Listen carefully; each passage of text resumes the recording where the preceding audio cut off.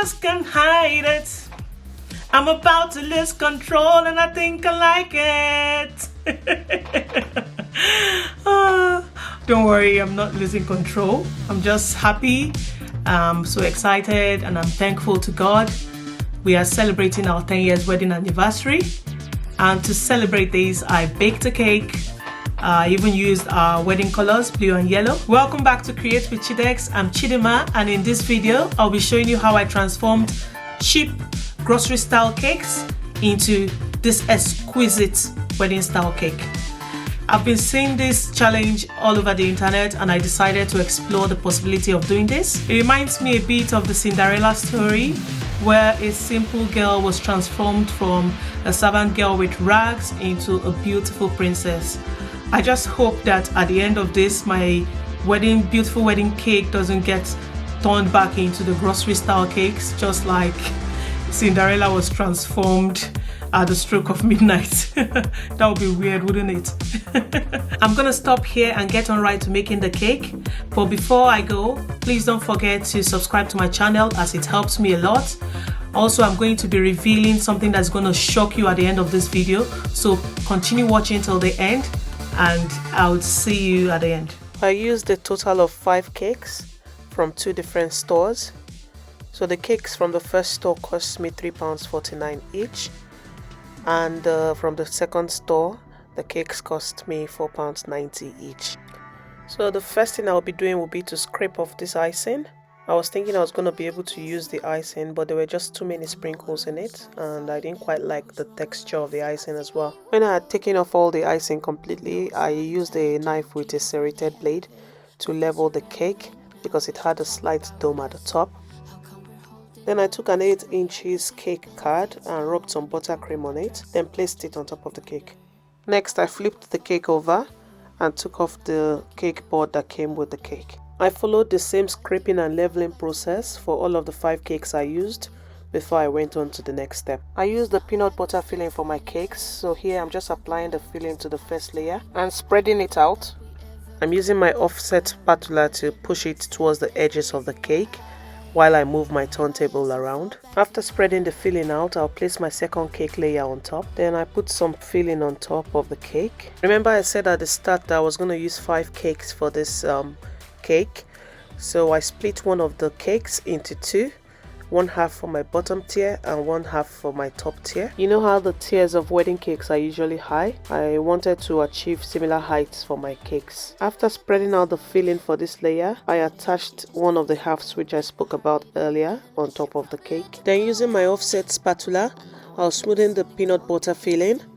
And after doing this, I'll put the cake in the freezer for 20 to 30 minutes so that the filling can harden before I crumb coat my cake. So while the bottom tier is in the freezer, I'm going to start working on the top tier. Although this time while filling the cake, I won't let the peanut butter filling get to the edge of the cake because I'm going to trim this cake down to 6 inches diameter when I'm done filling. Similar to the first tier, after stacking the cakes, I'll place a cake board, this time a 6 inches one, on the cake, sticking it down with some buttercream. Using this cake board as a guide, I'll carve the cake down to 6 inches diameter.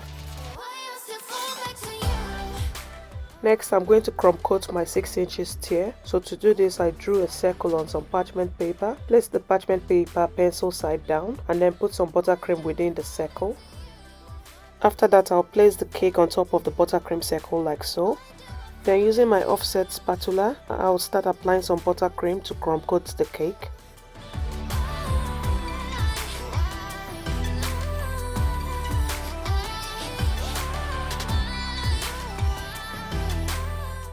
After applying the buttercream, I'll use a scraper to scrape off the excess. Notice that I'm keeping the scraper in one position and letting the turntable do more of the work. So I'm just turning the turntable. After crumb coating the cake, I'm going to put it in the freezer for at least 1 hour before I do the second coat. Moving on to the bottom tier, I've taken it out of the freezer and I'm going to crumb coat it just like I did with the top tier.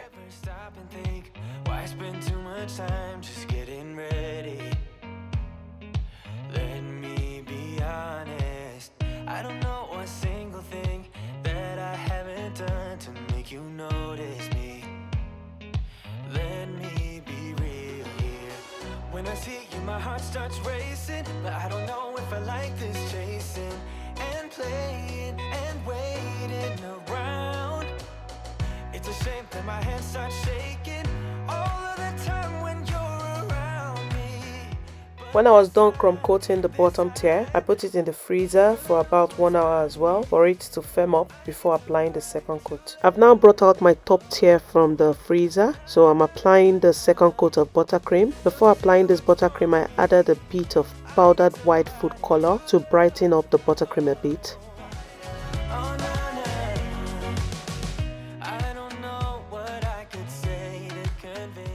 After applying the second coat of buttercream, I put the cake back in the freezer for the coat to harden as well. Then I took the second tier out of the freezer and applied a second coat of buttercream too. But this time I put some yellow food color in the buttercream. As you can see, I'm applying this buttercream only to half the height of the cake. I didn't want an even color for this tier. I wanted different shades of yellow. So when I finish applying this shade, I will apply a lighter yellow to the rest of the cake. Then I'll smoothen and take off the excess using my scraper.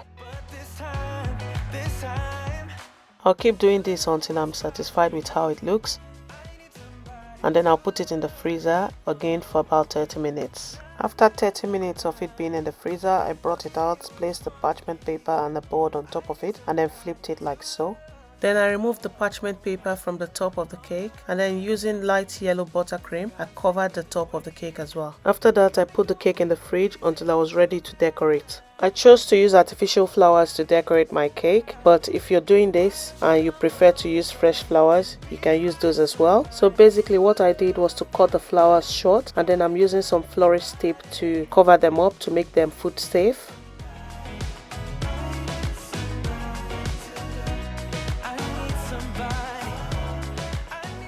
After preparing my flowers, I then started setting up my cakes. So I put some fairy lights inside my cake stand. I'm going to be putting up a video later on about how I made this cake stand and also the gazebo I used for this cake. I placed a 10-inch mirror on my cake stand and then placed my bottom tier on top of the mirror. Using my offset spatula, I'm just cleaning up the base of the cake. I'll be in fools, drifting to deep space. So brave and so stupid, just like the movies. How it's gonna stay in the fight with you. Next, I inserted some wooden dowels in my bottom tier. Then I marked them. Took them out and then cut them where I marked them. After cutting them to the required height, I reinserted them into the bottom tier to serve as my support. Next, I placed an 8-inch cake card on top of my bottom tier before placing the gazebo on top of it.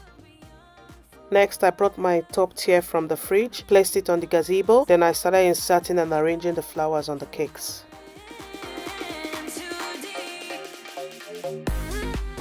And finally, our grocery store cake makeover is done. This is the result. A beautiful wedding style cake, which I would use to celebrate my 10th year anniversary. To assess the cost of my cake, I contacted the Wedding Cake Bakery and the quotes they gave me was, wait for it, from £550.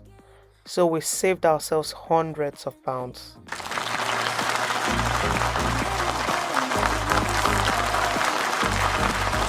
Thank you very much for watching. Please don't forget to like this video and subscribe to my channel, and I'll see you in my next video. Bye!